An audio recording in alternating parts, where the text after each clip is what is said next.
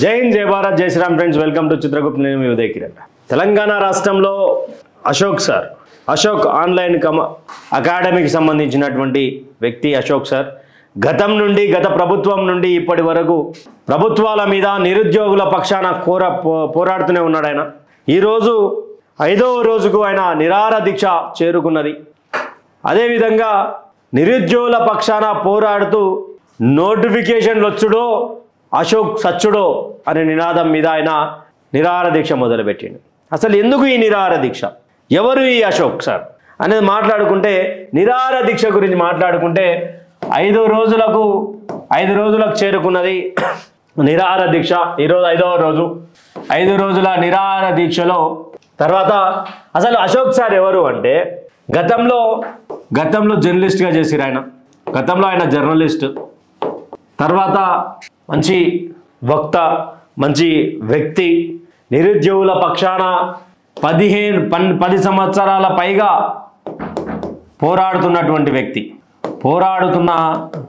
వ్యక్తి ఈయన.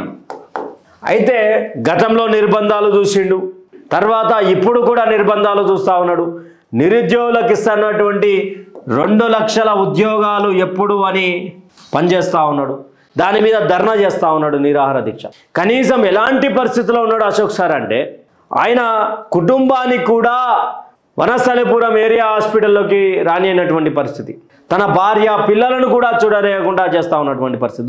రోజుకి ఆయన నిరాహార దీక్ష ఆయన పెరిగిపోతూ ఉన్నది. తర్వాత నిరుద్యోగులంతా కలిసే ప్రయత్నం చేస్తూ ఉన్నారు అనేది పెద్ద ఎత్తున చూస్తూ ఉన్నాం. పోలీస్ శాఖ మరి ఎందుకంత అశోక్ సార్ని ఇబ్బంది పెడతా ఉన్నది, కుటుంబాన్ని కూడా రానియకుండా, మీడియాని రానియకుండా ఇంకెన్ని రోజులు గడుపుతారనేది పెద్ద క్వశ్చన్ మార్క్ అయింది. నోటిఫికేషన్ ఇచ్చుడో లేదా అశోక్ సచ్చుడో, ఈ కాన్సెప్ట్ మీద ఆయన నిరాహార దీక్ష చేస్తూ ఉన్నాడు. 5 రోజుల కాలం పాటు ఆయన నిరాహార దీక్ష, కనీసం మంచినీళ్ళు కూడా తీసుకున్నటువంటి పరిస్థితి. హాస్పిటల్లో పెట్టిరు. తర్వాత నిరుద్యోగులంతా పోయి కలుద్దామంటే కలవని అయినటువంటి పరిస్థితి. ఇక పలు అంశాల మీద వాళ్ళ భార్య గారికి ఫోన్ చేద్దాం, ఆమెతో మాట్లాడే ప్రయత్నం చేద్దాం. ఒకసారి ఆమె ఏం చెప్తుంది, అసలు నిరాహార దీక్ష ఎందుకు, అసలు ఏ విధంగా, అసలు ఈరోజు అశోక్ సార్ ఈ విధంగా డెసిషన్ తీసుకోవడానికి కారణం ఏంది, పలు అంశాల మీద మాట్లాడే ప్రయత్నం చేద్దాం. అసలు నిజంగా అశోక్ సార్ నిజాయితీ లాంటి ధర్నా చేస్తూ ఉన్నాడా, లేకపోతే తప్పుతో పట్టించేటువంటి ధర్నా చేస్తూ ఉన్నాడు? ఒకసారి వాళ్ళ వైఫ్ మనతో ఆన్లైన్లోకి లైవ్ కాల్లోకి వచ్చారు. ఒకసారి అమ్మ, నమస్కారం అమ్మ. నమస్తే సార్. అమ్మ చెప్పండి, ఎలా ఉందమ్మా సార్ అశోక్ సార్ గారి హెల్త్? సార్ పరిస్థితి చాలా క్రిటికల్ గా ఉంది సార్. సెలైన్లు కూడా పెట్టించుకోవట్లేదు, ట్రీట్మెంట్ కి సహకరించట్లేదు. నిన్న నైట్ పోలీసు వాళ్ళకి సార్ కు వాగ్వాదం జరిగింది. నేను ఇక్కడ ఉండను, వచ్చిన వాళ్ళని ఎవరిని కూడా ఫ్యామిలీ మెంబర్స్ ను కూడా అలో చేయట్లేదు. నేను ఇక్కడ ఉండను, నాకు అవసరం లేదు, నాకు ట్రీట్మెంట్ అవసరం లేదు, ఏది అవసరం లేదు, డిశ్చార్జ్ చేసి నన్ను చేసేయండి, నేను ఏం చేయాలో నేను అదే చేస్తాను, నాకు ట్రీట్మెంట్ వద్దని సెలైన్లు కూడా పెట్టించుకోవట్లేదు, దీక్ష కంటిన్యూ చేస్తున్నాడు. చాలా క్రిటికల్ గా ఉంది సార్. ఎవరు నేను చెప్పినట్లేదు, ఎవరు చెప్పినట్లేరు, బలవంతంగా పెట్టే ప్రయత్నం చేసినా కానీ పీకేసుకుంటున్నాడు. పరిస్థితి మాత్రం చాలా క్రిటికల్ గా ఉంది. ఎందుకు ఇంత హార్ష్ డెసిషన్ తీసుకోవాల్సి వచ్చింది ఆయన? ఇప్పుడు గవర్నమెంట్ వచ్చి దగ్గర 2 సంవత్సరాలు కావస్తుంది సార్. బయట నిరసనలు అవన్నీ అయిపోయినాయి. ఆల్రెడీ ఇంత ముందుకు 2 సార్లు కూడా దీక్ష చేశారు. కానీ ప్రభుత్వంలో మాత్రం నిరుద్యోగుల గురించి ఎటువంటి ప్రకటనలు కానీ ప్రయత్నం కానీ ఏమైనా నోటిఫికేషన్ ఇచ్చే ప్రయత్నం కూడా చేయట్లేదు.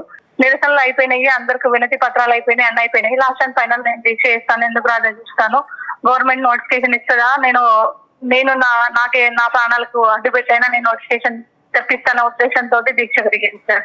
అంటే ఇప్పుడు సరే, నిరుద్యోగులంతా పక్షాన పోరాడుతున్నాడు, బాగానే ఉన్నది. ఇప్పుడు మీ కుటుంబ పరిస్థితి ఏందంటే, ఎప్పుడన్నా మీకు బాధ అనిపించిందా? ఏంది రోడ్డు మీద పంచాయతీ ఎప్పుడు ఏంటి సార్? మేము కూర్చునే ముందు కూడా మాకు వాగ్వాదాలు జరిగింది. వద్దు, అవసరమా, వాళ్ళు ఏమైనా బయటకు వస్తారా, వాళ్ళని కోసం ఇంతమందికి 2 సార్లు కూర్చున్నప్పుడు ఏమైనా ఇచ్చిరా, నీకెందుకు, నీకు వాళ్ళ మీద అంతా, దేనికోసం ఇదంతా అని నేను కూడా సార్ కి చాలా చెప్తున్నాను సార్.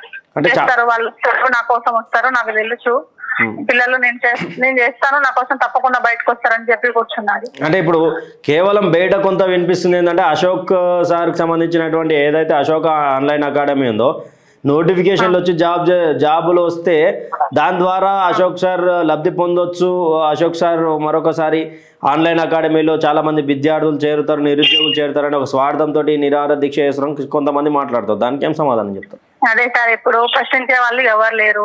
నేను ఒక్కడు ప్రశ్నిస్తున్నాడు. నేనకు అకాడమీ ఉంది, ఏదో ఒక వంక పెట్టి ఆయన మీద బ్లేమ్ ఎట్లా చేయాలన్న ఉద్దేశంతో అకాడమీ అనేది ఇప్పుడు దిల్షునర్లో కానీ ఈవెన్ తెలంగాణ రాష్ట్రంలో కోకొల్లలో ఉంది సార్, అశోక్ సార్ ఒక్కడికి లేవు. మరి ఎవరికి మాకన్నా బాగా నడిచే ఇన్స్టిట్యూట్లు కోకొల్లలో ఉన్నాయి. మరి కనీసం వాళ్ళు ఒక వాయిస్ అని ఇస్తున్నారా? వాళ్ళు ఎందుకు ఇవ్వట్లేదు? వాళ్ళు కూడా నోటిఫికేషన్ అవసరమే కదా. ఇప్పుడు నోటిఫికేషన్ వస్తే మా ఒక్క ఇన్స్టిట్యూట్ నడుస్తుంటే సార్కి స్వార్థం ఉంది అనొచ్చు. మా ఒక్క ఇన్స్టిట్యూటే కాదు కదా, 100 ఇన్స్టిట్యూట్లు 1000 ఇన్స్టిట్యూట్లు ఉన్నాయి. బురద చల్లడానికి ఏదైనా ఒక రీజన్ దొరుకుతారు సార్. అది అశోక అకాడమీ అనే ఆన్లైన్ కోచింగ్ సెంటర్ ఉంది, ఆయన నడవడం కోసం ఇదంతా చేస్తున్నారు అని ఏదో ఆయనకు చెప్పడానికి కారణాలు ఏం లేవు అనడానికి ఈ కారణం పెట్టుకొని ఆయన మీద బురద చల్లే ప్రయత్నం చేస్తున్నారు. అంటే గతంలో ప్రభుత్వం మీద ఎవరైతే వ్యతిరేకంగా పోరాడినటువంటి ప్రొఫెసర్లు కావచ్చు, అశోక్ సార్ లాంటి వ్యక్తులు కావచ్చు, ఇంటెలెక్చువల్స్ కావచ్చు, వీళ్ళందరికీ ఎమ్మెల్సీ పదవులు వచ్చినాయని, నాకు ఇలా ఈ విధంగా చేస్తే నాకు కూడా ఇస్తారు అనే ఆలోచనతో ఎమ్మెల్సీ పదవి కోసమే అశోక్ సార్ ఇంత నిరాహార దీక్ష చేస్తున్నారని అంటున్నారు. పదవుల కోసం చేసేటోడైతే ఫస్ట్ పదవులు అనేది ఇలా చేయడం వల్ల రాష్ట్రానికి తెలుసు, రాజకీయాలు అనేది డబ్బుతో ముడిపడి ఉంటాయి. అశోక్ సార్ దగ్గర అన్ని డబ్బులు కూడా లేవు. అది పోయినసారి చేసిన కారణం ఏంటంటే పోయినసారి చేసినందుకు ముందస్తు ప్లానింగ్ చేసుకునే వాళ్ళైతే ముందస్తు ప్లానింగ్ చేసుకుంటారు. 1000 మంది విద్యార్థులు మీరు మా కోసం మీకు ఏ పదవి లేకున్నా ఏది లేకున్నా మాకు ఇంతగానంగా కొట్లాడుతున్నారు సార్, మీరు మా తరపున మీరు ఎమ్మెల్సీకి నామినేట్ చేయండి సార్, మేమందరం గెలిపించుకుంటాము, మాకంటూ ఒక వాయిస్ ఉంటుంది వినిపించుకోవడానికి, మీరు మా గురించి పట్టించుకుంటారు. ఇప్పుడున్న నాయకులు ఎవరు కూడా ఇప్పుడు వచ్చిన వాళ్ళు మరి మాట్లాడుతున్నారా సార్? సరే సార్కి అలాగే అనుకున్నాను. ఇప్పుడు నిరుద్యోగుల గ్రాడ్యుయేట్ ఎలక్షన్ లో గెలిచిన వాళ్ళు ఇప్పుడు ఎవరైనా విద్యార్థుల గురించి పట్టించుకుంటున్నారా? అంటే నిరుద్యోగులు అంతగానం మీ వెంట ఉంటే అసలు అశోక్ సార్ ఎమ్మెల్సీగా గెలవాల్సిన పరిస్థితి కదా మరి. అవును సార్, ఇప్పుడు గ్రాడ్యుయేట్స్ అంటే ఓన్లీ నిరుద్యోగులు ఒక్కటే ఉండరు కదా సార్, దాంట్లో ఉద్యోగస్తులు ఉంటారు. గ్రాడ్యుయేట్ ప్రతి ఒక్కరు డిగ్రీ చేసిన ఎగ్జామ్ కి రాయని వాళ్ళు కూడా ఉంటారు. సార్ తెలిసింది నిరుద్యోగులు ఆ మాత్రం అశోక్ సార్ మీద ప్రేమ ఉంది కాబట్టినే వాళ్ళు వేశారు కాబట్టినే ఆ ఓట్లు వచ్చాయి సార్. అరే అమ్మ, లాస్ట్ 2 క్వశ్చన్లు అమ్మా. అంటే ఇప్పుడు ఒక సెంట్రల్ లైబ్రరీలోనే అశోక్ సార్ గురించి ఒక ఉద్యమం లాంటిది నడుస్తూ ఉన్నది. మరి గ్రామ స్థాయి నుంచి నిరుద్యోగులు ఎందుకు రాలేకపోతా ఉన్నారు? నిరుద్యోగుల దగ్గరికి ఎందుకు అశోక్ సార్ నిరాహార దీక్ష రీచ్ కాలేకపోతా ఉన్నది? గ్రామ స్థాయిలో అంటే సార్ పిల్లలు లేరు, ఇప్పుడు నోటిఫికేషన్ లేక పిల్లలు లేరు. హలో, అదే గ్రామ స్థాయిలో ఉన్నటువంటి నిరుద్యోగులు ఎందుకని ఇప్పుడు అశోక్ సార్ గారిని అడాప్ట్ చేసుకోలేకపోతా ఉన్నారు అని ప్రశ్న.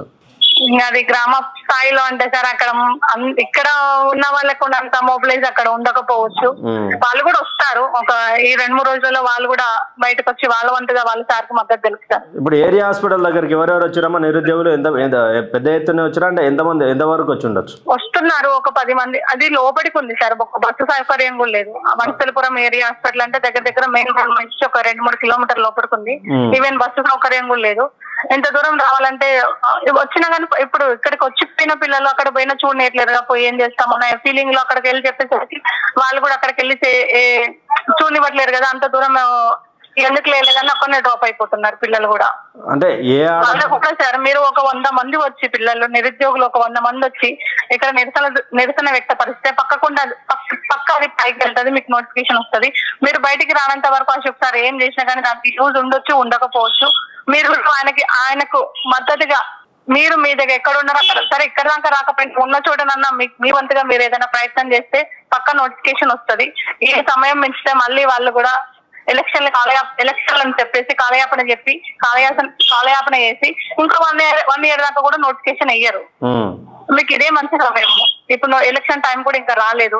ఈ 4-5 రోజులు గట్టిగా కొట్లాడితే పక్క నోటిఫికేషన్ వస్తుంది. అంటే నాది ఒక ఫైనల్ గా ఒక ప్రశ్న అమ్మా. అంటే ఏ ఆడపిల్ల అయినా ఒక ఇంటికి పోయినాక సుఖంగా ఉండాలనుకుంటది, ప్రశాంతంగా ఉండాలనుకుంటది. ఎందుకని ఈ నిరుద్యోగులు వీళ్ళందరినీ పక్కన పెడితే అసలు అశోక్ సార్ ఎందుకని మీ కుటుంబాన్ని ఇబ్బంది పెట్టే ప్రయత్నం చేస్తున్నారు, మిమ్మల్ని కానీ మీ పిల్లల్ని కానీ? అంటే సార్ మీరు రాకుండా ఒకటే నేను పోయి చేస్తా అంటారు కానీ మనం అట్లా వదిలేం కదా సార్. చెప్తే వినడు, మొండిగా వ్యవహరిస్తాడు. పిల్లల కోసం ఇప్పుడు చెప్పుకుంటే డబ్బులు వస్తాయి మాకు, ఇవన్నీ వదిలేసుకొని క్లాసులు చెప్పకుండా ఈ విధంగా హెల్త్ ఖరాబ్ చేసుకొని వాళ్ళకి ఒక్కొక్కరి అంటారు కదా సార్. పిల్లలు ఇప్పుడు ఉద్యమాలు అలా అనుకుంటే బయటకి ఇప్పుడు ఉద్యమాలు చేసిన వాళ్ళు ఎవరు రారు కదా సార్. అందులో ఈయన ఒక ఆయన పిల్లల కోసం నేను కొట్లాడాలి, నేను ఉండాలి, ఎవరు ప్రశ్నించకుంటే వాళ్ళకు చేసే వాళ్ళు ఎవరు ఉండరు అనే ఉద్దేశంతో సార్ ముందుండి కొట్లాడుతున్నారు. అదే అడుగుతున్నారు అంటే ఇప్పుడు ప్రభుత్వంలో ఉన్నటువంటి వాళ్ళు ఏమాడుతున్నారంటే అశోక్ సార్కి ఏం లాభము నిరుద్యోగులకు పక్షాన కొట్లాడితే, నిరుద్యోగుల పక్షాన కొంటే ఆయనకి ఏం ఏదో లాభం లేని ఆయన ఉండడు కదా అని అంటున్నారు వాళ్ళు. అవును సార్, ఉద్యమకారులందరూ స్వలాభం కోసమే కొట్టారు సార్.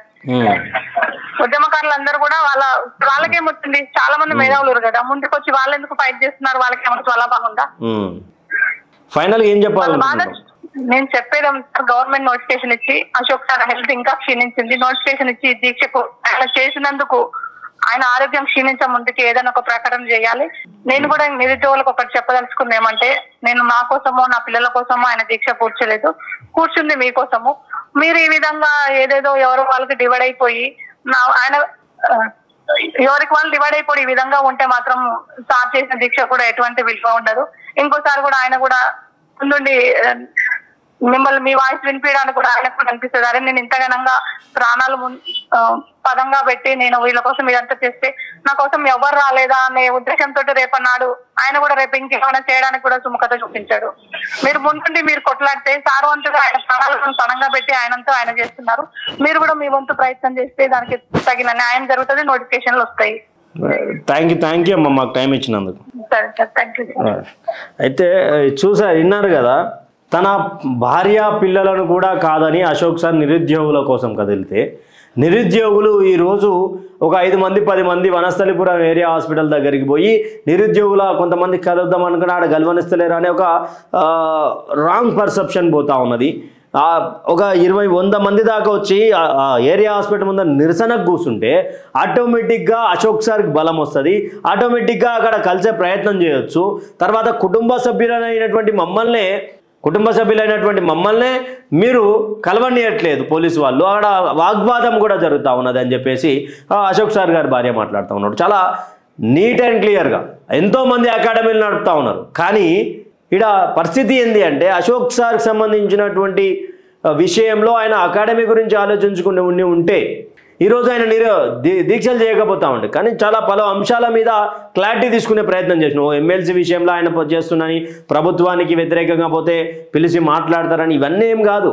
2 లక్షల ఉద్యోగాల నోటిఫికేషన్ ఇవ్వాలా, 2 లక్షల ఉద్యోగాల నోటిఫికేషన్ వచ్చిన తర్వాత పరిస్థితి ఏంది అని ఆలోచించాలి.